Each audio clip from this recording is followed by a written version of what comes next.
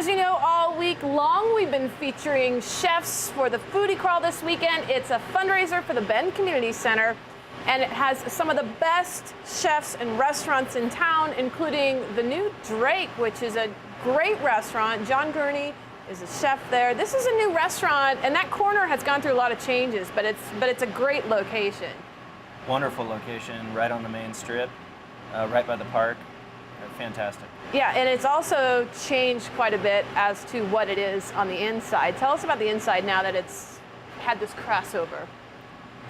They did a very nice job with the design, kind of refurbishing it in a throwback to maybe a 1950s era kind of salon. Very nice, casual, comfortable place to have a bite and a drink. And really good food. And speaking of, this is something that's going on the menu this week. It's a portobello mushroom French fry. Yeah, awesome. For lack of a better term. Yeah, fry. Fry, perfect. Okay, tell me exactly what we're doing here. So this is just a great little appetizer, real simple to make. So we start by just taking some portobello mushrooms and we'll clean them up real quick. Okay, so then nice you've got a batter. You're going to slice them up and you have a batter. What ingredients go into the batter? We make a beer batter, and sticking with our Bend theme here, right. We use the Deschutes Mirror Pond, which gives it a nice flavor. Basically, it's just beer, flour, a little baking powder, salt, and sugar. So it's pretty simple. You can make it at home, too. Yeah, real quick. So we've cut the mushrooms into bite-sized type fingers. We're just going to roll those in a little bit of seasoned flour, just so the beer batter sticks on there. So is that just salt and pepper? Salt, pepper. I like to use a little paprika, garlic powder, and onion powder. And then we take them for a dip? Yeah, then we're going to go for a dip right into the batter. Real simple. Does it matter how long you leave them in there? Is it kind of in and out? In and out. You just want to roll them around. This is kind of the messy part, but you got to get your fingers dirty a little bit. Right. But just kind of give them a little toss in the batter here. Okay, so now we just go to the deep fry, and this is something you can do at home. Just don't burn down your house. Yeah, obviously not every household has a deep fryer, but you can get a tabletop one at your local Target or whatnot, or you can do it on the stovetop. And as long as you're careful and monitor your flame, it's no problem to fry on the stovetop. All right, let's fry them up. Okay, so now you just simply stick them in the fryer, but you have some sauces that you're working on the side too. Right. Fried food definitely isn't complete without a wonderful sauce. This would help if it was on, probably.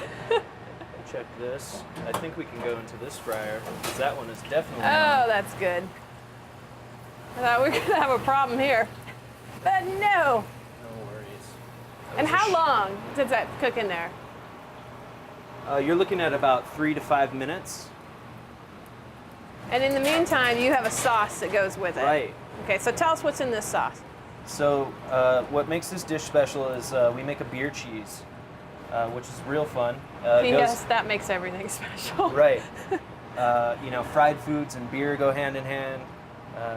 Cheese and beer go hand in hand, so why not put them all together? Sure. So basically we make a little reduction with, I like to use a stout for a lot of flavor, some shallots, some bay leaves, salt and pepper, and we're going to reduce that down. At the same time, we've been reducing some cream, heavy cream, by half, and then we're going to mix in some real sharp cheddar to it and finish our sauce. Which brings the cheese, and this is what makes the beer cheese. Right.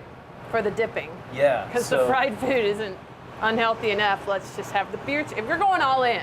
You got to go all in. You got to go all in, right. So the cream reduces down. What's this right here? So basically we have our reduced beer and shallots, and that we're going to be adding to our heavy cream reduction. So now we have basically, cream doesn't have a whole lot of flavor on its own, so we're basically bumping up the flavor by adding the reduction to that and giving it a bit of acid and seasoning from the shallots and the bay leaves and salt and pepper. This is the science stuff that you know that we don't know. Right. The simplicity of What's the timing on all this? How long does it take? This is about a 20-minute process. Oh, okay. So now we have our fries. They're pretty close. Yeah, they're looking good. So we're gonna pull those up out of the fryer and Oh, those look so good. get those into a little, on a paper towel works great. Kitchen towel's awesome.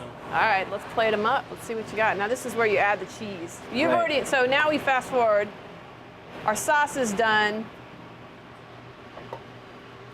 And have you Beautiful. already added the cheese to it, to the beer cheese? Yes. So now you add your cheese. Oh, this is good. Now we have beer and the cheese. Beer and Perfect. cheese. A copious amount. Well, excellent. Again, Right. got to go all in if you're going to do Got to it. go all in.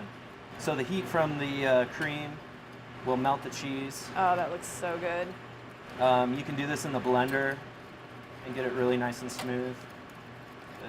But it's really the combination, too, of the shallots in there and the cream. Is that what it was, shallots? Shallots. In the cream that bring it out. You can Yeah. just smell it. It's like it's Yeah. fermenting in there. Yeah, it's delicious. So you get a nice rich sauce. Oh It's my really gosh. beautiful. Just want to spoon that out. We have a little bit of finished product right here.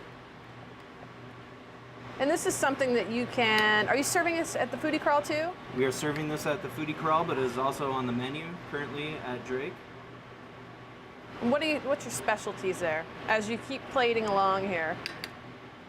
Our specialty there, you know, the theme is kind of classic American food. So we like to just dabble in that vein, kind of innovative twists on old classic, you know, comfort foods. Are you pouring over too? Or no? No. Okay, good. Like, and this is how it's served at the restaurant? Yes. Okay, perfect. So because there's a lot of kind of heavy, greasy things, I like to add a little bit of pickled onions to this. See, you go back to health. Nice job. Right. It's got vegetables. It's good for you. Oh, it looks so good. This will give you just a nice, bright little bite of acid to kind of complement the rich flavors of this dish. A little bit of crunch too. Right. Can I? Oh, is that And just? We'll add a little bit of fresh chervil to that to kind of. Can I Sure. just pick it up and go? Yes, you may. Oh, okay. This looks so fantastic. You should join me in this. I mean, I know you probably have this a lot, but might as well have another one, right? Right. Oh, that sauce is so fantastic. I have food right in the middle of my teeth. Make sure that you head down to the Foodie Crawl this weekend or go see John. He's over at the Drake. The food's fantastic. Completely new change in there. New chef. Lots of good things going on. Or, like I said, you can get this down there at the Foodie Crawl. John, thank you so you so much. much. myWindow from the Brick House. We'll be right back.